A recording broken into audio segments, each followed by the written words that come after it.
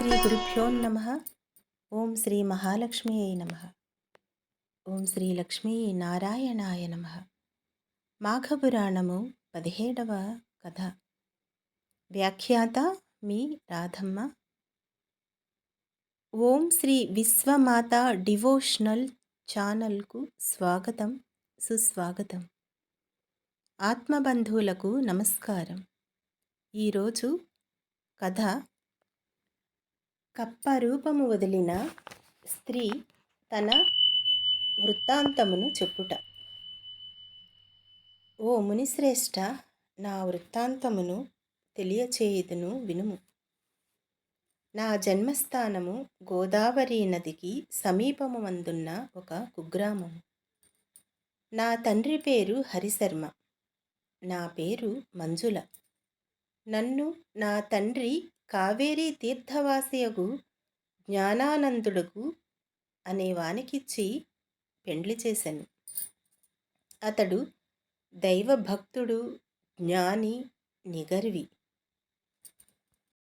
మాకు వివాహము అయిన వెంటనే అతని వెంట కాపురమునకు వెళ్ళినాను. మరి కొన్నాళ్లకు మాఘము ప్రవేశించినది. ఒకనాడు నా భర్త సఖీ, మాఘమాసము ప్రవేశించినది. మాఘమాసము చాలా పవిత్రమైనది. దీని మహత్తు ఎంతో విలువైనది. నేను నా చిన్నతనము నుండి ప్రతి సంవత్సరము మాఘమాస స్నానములు చేయుచున్నాను.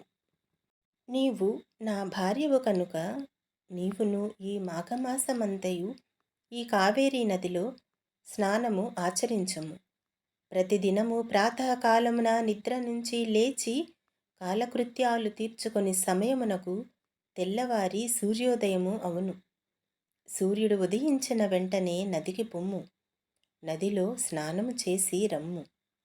ప్రభాత సూర్యునికి నమస్కరించిన పిదప నది ఒడ్డున విష్ణువు యొక్క చిత్రపటము పెట్టి పువ్వులతోనూ మంచి గంధముతోనూ అగరువత్తులు, ధూప దీపములను వెలిగించి స్వామివారికి ఖండ శర్కర పటిక బెల్లం నైవేద్యము ఇచ్చి నమస్కరింపము.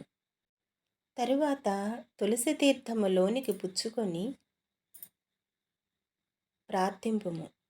మన కుటీరమునకు వచ్చి మాఘపురాణమును రోజుకొక అధ్యాయము చొప్పున పఠించుము. దీనివలన నీకు ఎంతో ఫలము కలుగును, నీ ఐదవతనము చల్లగా ఉండును అని హితబోధ చేసెను నా భర్త. నేను అతని అనునయ వాక్యములకు, భక్తిపూర్వకమైనటువంటి ఉపదేశమునకు లొంగక అతని మాటలను వినిపించుకోక రుసరుసలాడుతూ అతనిని నీచముగా చూసితిని. నా భర్త శాంతస్వరూపుడు అయినను నేను హద్దుమీరి మాటలాడుచచే అతనికి కోపం వచ్చి శపించినాడు. ఓసి మూర్ఖురాలా, నా ఇంటికి వచ్చి నా వంశాన్ని ఉద్ధరిస్తావని అనుకున్నాను. ఇంత దైవద్వేషివని నాకు ఏమాత్రమూ తెలియదు. నీవిక నాతో ఉండతగవు. మాఘమాస వ్రతము నీకింత నీచముగా కనిపించినదా? సరియే, నీ పాపము నిన్నే శిక్షించును. కనుక నీవు కృష్ణానదీ తీరమందున్న రావి చెట్టు త్వరలో మాండూక రూపంలో ఉందువు కాక అని నన్ను శపించెను. వారి సింహ గర్జనకు వణికిపోయి తిని, వారి శాపమునకు భయపడిపోయి తిని, వారి రౌద్రాకారమునకు ఎంతో భయపడి ఆయనను చూడజాలకపోయి తిని. అంత శాంతస్వరూపుడు ఇంత రౌద్రాకారుడుగా ఎలా అయినాడో నాకు అర్థము కాలేదు. కానీ నాకు జ్ఞానోదయము కలిగినది. నా తప్పు నేను తెలుసుకున్నాను. అన్నా, ఎంతటి మూర్ఖత్వముగా ప్రవర్తించి తిని అని పశ్చాత్తాపము కలిగినది. వెంటనే నా భర్త పాదములపై పడి 2 పాదములు పట్టుకొని, నాకీ శాపము ఎట్లు పోవును? మరల నిన్నిట్ల కలుసుకొందును. నాకు ప్రాయశ్చిత్తము లేదా? నీ పరిపరి విధములా ప్రార్థించగా నా భర్త కొంతసేపు ఆలోచించి ఒక గడువు పెట్టెను. అది ఏమనగా, గౌతమ మహర్షి గోదావరి నదీ తీరమందున్న తన ఆశ్రమము నుండి ఉత్తర దేశ యాత్రలకు చేయుటకు బయలుదేరి తిరిగి మాఘశుద్ధ దశమి నాటి కృష్ణానది స్నానము చేయుటకు వచ్చెదరు. అటువంటి సమయంలో నీవు వారిని దర్శించిన ఎడల ఆ మహర్షి ప్రభావము వలన నీకు నిజరూపము కలుగును అని చెప్పుచుండగానే, ఆయన వాక్యములు పలుకుతూ ఉండగానే, నా భర్త నాతో మాట్లాడుతూ ఉండగానే నేను కప్ప రూపమును దాల్చితిని. ఎంత బాధాకరము అయినదో తెలుసా? నా భర్త కూడా నా మూర్ఖత్వమునకు విచారించెను. నేను కప్ప రూపముతో గెంతుకుంటూ కొన్ని దినాలకు కృష్ణానదీ తీరాన ఉన్న ఈ రావి చెట్టు తొర్రలో నివాసమేర్పరుచుకొని జీవించుచు మీ రాక కోసం ఎదురు తెన్నులు చూచుచుంటిని ప్రభు.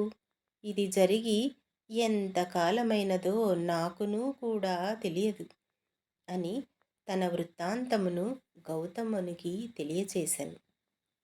అంతటా ఆ గౌతమ మహర్షి ఇలా అనెను, అమ్మాయి, భయపడకుము. నీకీ శాపము కలిగి 1000 సంవత్సరములు అయినది. ఇంతకాలము నీవు అనేక కష్టములు పడి 1000 సంవత్సరములు నీ భర్తను ఏకాంతముగా చాలా కాలము జీవించి హరినామ సంకీర్తనలు చేయుచు మృతుడయ్యను. అతడిప్పుడు వైకుంఠములో ఉన్నాడు. నీవు తన మాటలు విననందున ఎంత కష్టపడినావో తెలిసినది కదా. ఆయన పుణ్యాత్ముడై వైకుంఠమున ఉంటే నీవు మండూక రూపములో చెట్టు తొర్రలో ఉండి సకల కష్టములు అనుభవించితివి కదా. ఎందుకు వినలేదు ఆయన మాట? నీ యొక్క కర్మ ఫలితము. మాఘమాస ప్రభావము అసామాన్యమైనది. సకల సౌభాగ్యాలు, పుత్ర సంతతి, ఆరోగ్యము కలుగుటయే కాక మోక్ష సాధనమైనది కూడా. దీనిని మించిన మరి ఒక వ్రతము లేదు. విష్ణుమూర్తికి ప్రియమైనది ఈ వ్రతము. ఇటువంటి వ్రతము ఆచరింపుమని నీ భర్త ఎంత చెప్పినను వినిపించుకొననైతివి కదా. నీ భర్త దూరదృష్టి గల జ్ఞాని. అతని గుణగణాలకు సంతసించడివారు. నిన్ను పెండ్లియాడిన తరువాత తన వంశాభివృద్ధి చేసుకొనవలయుననడి ఆశతో ఉండేవాడు. కానీ నీ వలన అతనికి ఆశలన్నీ నిరాశలైపోయినవి. నీ మూర్ఖత్వము వలన నీ భర్తకు కోపము కలిగి నిన్ను శపించవలసి వచ్చెను కదా. నిన్ను నీళ్లలో స్నానం చేయమన్నాడు, నీవు చేయనన్నావు. అందులకు నీకు నీరు దొరకకుండా చెట్టు త్వరలో జీవించమని శపించినాడు. ఈ దినము నా సమక్షములో దైవ సన్నిధిని పడినందున నీ భర్త శాపము ప్రకారము మరల నీ నిజరూపము పొందగలిగినావు. అందున ఇది మాఘమాసము, కృష్ణానదీ తీరము కాగా మాఘమాస వ్రత సమయము నీకు అన్ని విధములా అనుకూలమైన రోజు. అందుచే నీవు వెంటనే శుచివై రమ్ము. స్త్రీలు కానీ పురుషులు కానీ ఈ సమయంలో ప్రాతకాలమున స్నానము చేసిన ఎడల ఆ విష్ణు సాన్నిధ్యము పొందగలరు. ఎవరైనా తెలిసి కానీ తెలియక కానీ మాఘశుద్ధ సప్తమి, దశమి పౌర్ణములయందును పాడ్యము రోజునను నదీ స్నానము ఆచరించిన ఎడల వారి సర్వ పాపములు పటాపంచలైపోవును, నశించిపోవును. మాఘశుద్ధ పాడ్యమి నాడు స్నానమునను, అటులనే దశమి, ఏకాదశి, ద్వాదశి దినములలో స్నానము చేసి ఆ శ్రీమన్నారాయణుని పూజించి పురాణ కాలక్షేపము చేసిన ఎడల శ్రీహరి సంతోషించి మనోవాంఛ సిద్ధించినట్లుగా వరం ఇచ్చును. భక్తి శ్రద్ధలతో మాఘ పురాణమును వినిన మోక్ష ప్రాప్తి కలుగును అని ఆ గౌతమముని మునివనితతో చెప్పినట్లుగా ఆ సర్వావస్థలయందు ఉండే ఆ సదాశివుడు, మహేశ్వరుడు, శ్రీ పార్వతీదేవితో ఇటువంటి ఈ కథను, అద్భుతమైన కథను తెలియచేశాను. మరి ఇంతటితో ఈ కథ ముగిసెను కదా! మరి ఆ సదాశివుడు సదా చెబుతూనే ఉంటాడు కదా! అమ్మవారు అడుగుతూ ఉంటే ఏదైనా సరే, ప్రశ్నకు సమాధానమైన, ఆవిడ కథ అడిగితే కథలు కానీ, ఆ పరమశివుడు ఎల్లప్పుడూ సదా చిత్తుడై ఉంటాడు ఆమె పట్ల, అమ్మవారి పట్ల. మరి ఇంకొక కథ ఆయన చెప్పటానికి సంసిద్ధుడుగా ఉన్నాడు. మరి మనం విందామా? పిసినిగొట్టు వ్యాపారికి మాఘమాస ఫలము కలుగుట. అంటే అత్యంత పిసినుగొట్టు వ్యాపారికి అద్భుతమైనటువంటి మాఘమాస ఫలము ఎలా కలుగుతుందో ఇక్కడ విందాం. వశిష్ఠ మహర్షి దిలీపునకు పార్వతీదేవితో పరమేశ్వరుడు, అంటే ఈ కథను ఒకరికి ఒకరు చెప్తూ ఉంటారు కదండి. అలాగే వశిష్ఠ మహర్షి దిలీప మహారాజుతో చెప్పాడు ఇదే కథను. మరి పార్వతీదేవితో కూడా ఆ పరమేశ్వరుడు ఈ కథ చెప్పారు, ఈ పిసినారి వృత్తాంతము కథ. మరి అటువంటి భగవత్ స్వరూపులు చెప్పిన కథను మనం ఈరోజు తెలుసుకోబోతున్నందుకు మనం పుణ్యాత్ములమై ఉన్నాము. పార్వతి, చాలా కాలం క్రిందట దక్షిణ ప్రాంతమందలి వసంత వాడయను నామము కల పెద్ద పల్లె ఉండెను. ఆ పల్లె విన్నావు కదా, పేరు వసంతవాడ. అది ఒక బంగారు శెట్టి అను వైశ్యుడు కూడా అక్కడ నివసిస్తూ ఉన్నాడు. అతని భార్య పేరు తాయారమ్మ. బంగారు శెట్టి ఒట్టి పిసినుగొట్టు కదా, పేరు మాత్రం బంగారు శెట్టి, మనిషి మాత్రం పిసినిగొట్టు. మరి భార్య పేరు తాయారమ్మ. తనకు ఉన్న పిత్రార్జిత సంపదయే లెక్కకు మిక్కుటముగా ఉన్నది. కానీ అతడు ఇంకనూ ధనాశ కలవాడై తన వద్ద ఉన్న ధనమును వడ్డీలకిచ్చి మరింత సుసంపన్నుడయ్యను. కానీ ఒకనాడైనా హరిని ధ్యానించటం కానీ, దాన ధర్మాలు చేయటం కానీ ఎరుగడు. అంతేకాక బీద ప్రజలకు వారి ఆస్తులపై వడ్డీలకు వడ్డీలు వేసి రుణాలు ఇచ్చి అనుకున్న గడువుకి రుణము తీర్చకపోతే తప్పుడు సాక్ష్యాలతో వ్యాజ్యములు వేసి వారి ఆస్తులు సైతము స్వాధీనపరుచుకునేవాడు. ఒకనాడు ఆ బంగారు శెట్టి గ్రామాంతరమునకు వెళ్ళెను.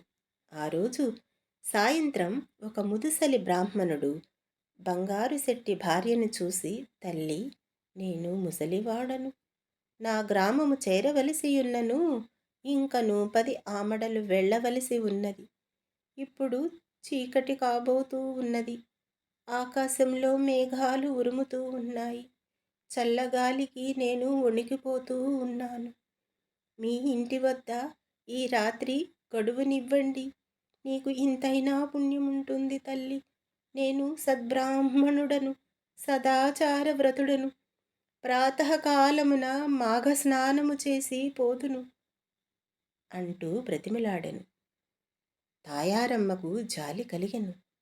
వెంటనే తన అరుగుమూల శుభ్రం చేసి అందొక తుంగ చాప వేసి కప్పుకొనుటకు వస్త్రము ఇచ్చి పండుకొనుండని పలికెను. ఆమె దయార్ద్ర హృదయమునకు ఆ వృద్ధ బ్రాహ్మణుడు సంతసము పొంది విశ్రాంతి తీసుకొనుచుండగా తాయారమ్మ ఒక ఫలము ఇచ్చి దానిని భుజించుమని చెప్పి, ఆర్య, మాఘస్నానమును చేసి వెళ్ళెదనన్నారు కదా, ఆ మాఘమాస స్నానమంటే ఏమిటి? దాని వలన కలుగు ఫలితమేమిటి? సెలవిండు, వినుటకు కుతూహలముగా ఉన్నది అని తాయారమ్మ ఆ వృద్ధ బ్రాహ్మణుడిని అడిగెను. ఆ వృద్ధ బ్రాహ్మణుడు ముడుచుకుంటూ వణుకుతూ దుప్పటి కప్పుకుంటూ ఇలా చెప్పెను. అమ్మా, మాఘమాసము గురించి చెప్పుటకు నాకు శక్యము కాదు. ఈ మాఘమాసములో నది ఎందు గాని, తటాకమందు గాని, లేక నూతి ఎందు గాని సూర్యోదయం అయిన తరువాత చన్నీళ్ళ స్నానము చేసి ఆ విష్ణు మందిరానికి వెళ్ళి తులసీ దళంతోనూ పువ్వులతోనూ ఆ పండ్లతోనూ పూజ చేసి స్వామివారి ప్రసాదమును స్వీకరించవలెను. తరువాత ఆ పరమ పవిత్రమైనటువంటి మాఘపురాణ పఠనము చేయవలెను. ఇట్లు ప్రతిదినము విడువకుండా నెల రోజులు చేసి ఆఖరున బ్రాహ్మణునకు సమారాధన దానములు ఇవ్వవలెను. అట్లు చేసిన ఎడల మానవునికి ఉన్న రౌరవాది మహాపాపములు వెంటనే నశించుపోవును తల్లి.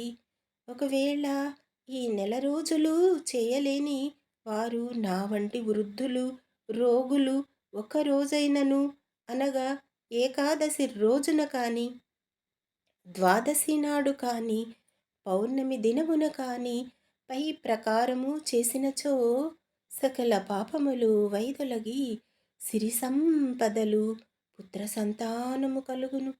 ఇది నా అనుభవంతో తెలియచేయుచున్నాను తల్లి అని ఆ బ్రాహ్మణుడు సెలవిచ్చెను. ఆ బ్రాహ్మణుని మాటలకు తాయారమ్మ మిక్కిలి సంతోషించి తాను ప్రాతకాలమున బ్రాహ్మణునితో పాటు నదికి పోయి స్నానం చేయటానికి నిశ్చయించుకునెను. అంతలో పొరుగురికి వెళ్ళిన తన భర్తయగు బంగారు శెట్టిగారు వచ్చినారు.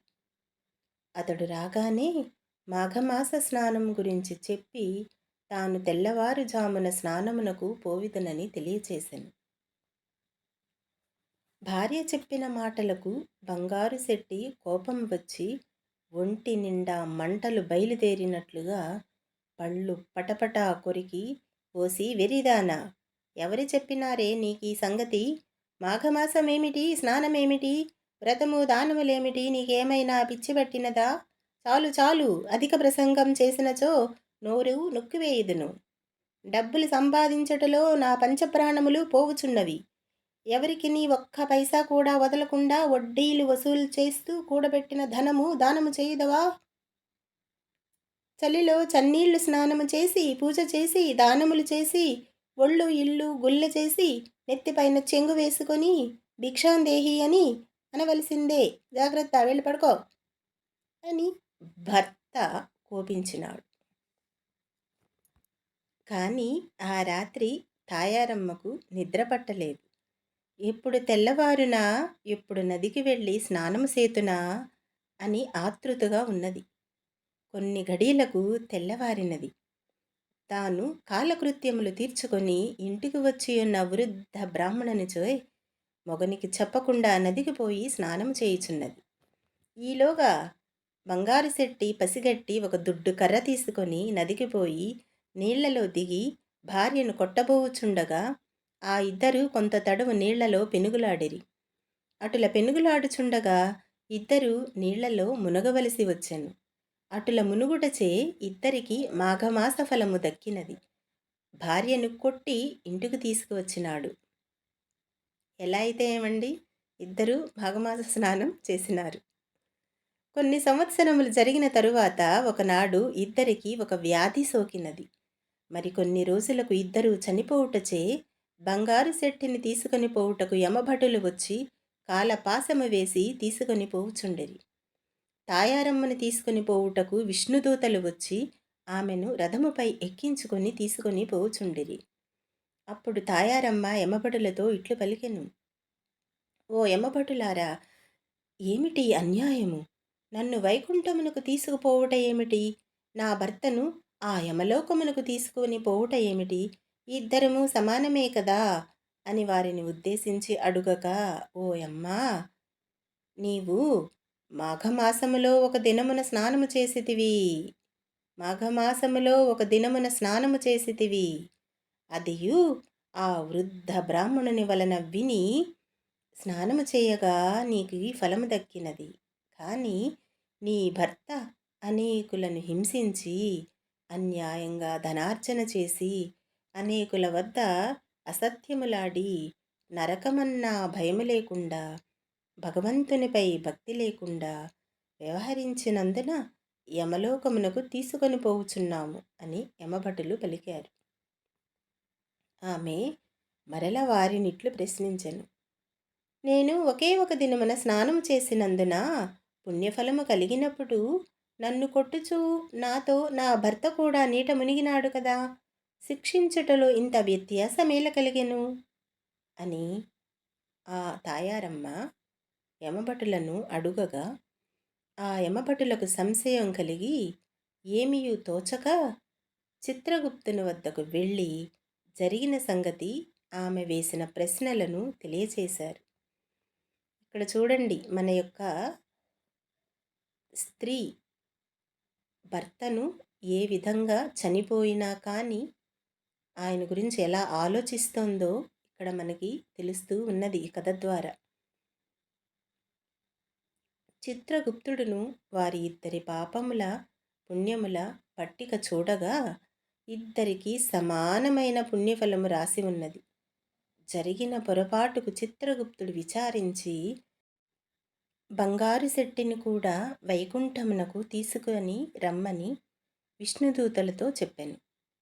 విష్ణులోకమునకు ముందుగా వెళ్ళియున్న తాయారమ్మ భర్త గతి ఏమయ్యను అని ఆతృతతో ఉండగా, అంటే ఇక్కడ తాయారమ్మ గారు భర్త గురించి ఇక్కడ కంగారు పడుతూనే ఉన్నది. ఆ పిసినుగుట్టు బంగారు శెట్టిని పుష్పక విమానం మీద తీసుకువచ్చి వైకుంఠంలో విడిచిరి. భార్యాభర్తలిద్దరూ మిక్కిలి సంతోషించిరి. రాజా వింటివా, భార్య వల్ల భర్తకు కూడా ఎట్టుల మోక్షము కలిగెనో? భర్త దుర్మార్గుడై పిసినుగొట్టుగా వ్యవహరించినను భార్య యథాలాపంగా ఒక్కరోజు మాఘమాస స్నానం చేసినందున ఇద్దరికీ వైకుంఠ ప్రాప్తి కలిగినది కదా. కనుక మాఘమాస స్నానం నెల రోజులు చేసినతో మరి ఎంత మోక్షదాయకం అవుతుంది అనడంలో సందేహం లేదు. మరి ఇంతటితో ఈ కథ ఇక్కడితో సమాప్తము అయినది. మరి ఈ మాఘమాస మాహాత్మ్యము వింటున్న అందరికీ నా యొక్క వందనములు. మరి రేపటి రోజుకి ప్రయాణిద్దామా? మరి రేపు రోజు ఎటువంటి కథ ఉండునో ఆసక్తితో గమనిద్దాం. ఆ భగవానుని పూజిద్దాం, పుణ్యాన్ని సాధించుకుందాం. ఆత్మబంధువులకు నమస్కారములు. శ్రీమాత్రే నమః, శ్రీమాత్రే నమః, శ్రీమాత్రే నమః. Please subscribe, like and share. Thank you very much.